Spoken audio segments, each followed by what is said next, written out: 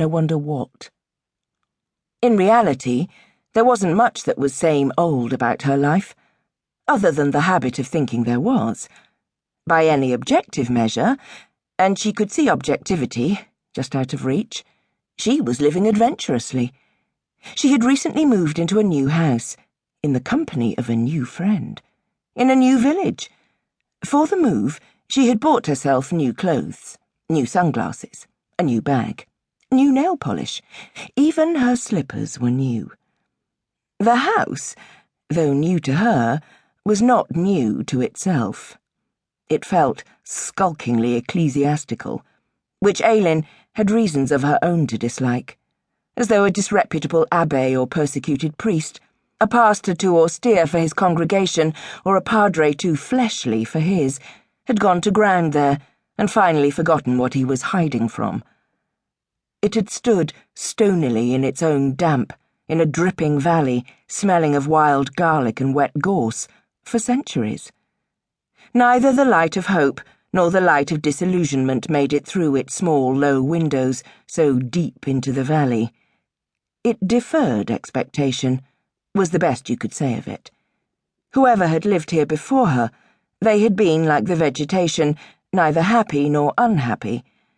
But though she shrank from its associations, it was still an improvement on the square slab of speckled concrete she had latterly grown up in, with its view that was no view of a silted estuary, the dull northern tide trickling in from nowhere on the way to nowhere, and the company of her frayed-tempered parents who weren't really her parents at all.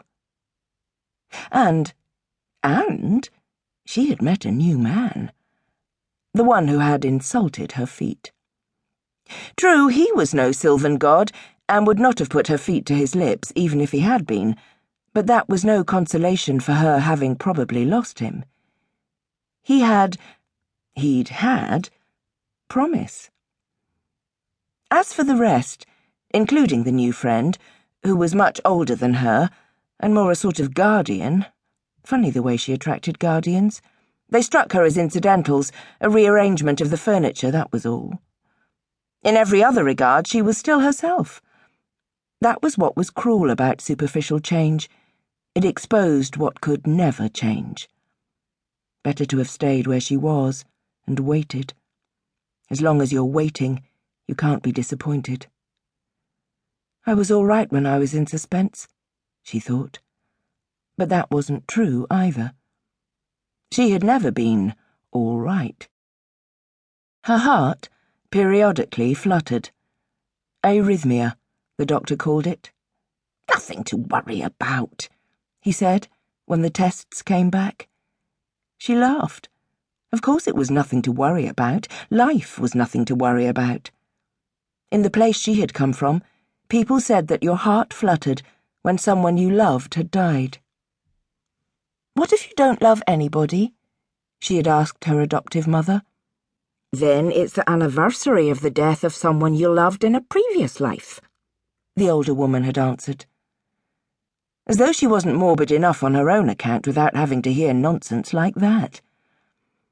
She didn't know who her actual mother and father were, and remembered little about her life before her faux parents picked her out from the orphanage, like an orange. Except for how unlike the way she thought a little girl was supposed to be, she felt. Today, whatever she could or couldn't remember, she seemed older to herself than her 25 years. What about 2,500? What about 25,000? Don't exaggerate, Ailinn, people had always told her. 25,000 years? But it wasn't she who exaggerated. It was they who reduced. Her head was like an echo chamber.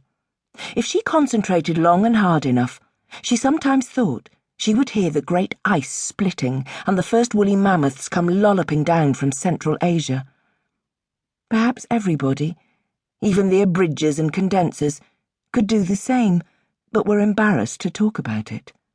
Unless infancy in the company of real parents had filled their minds with more immediate, and yes, trivial sensations.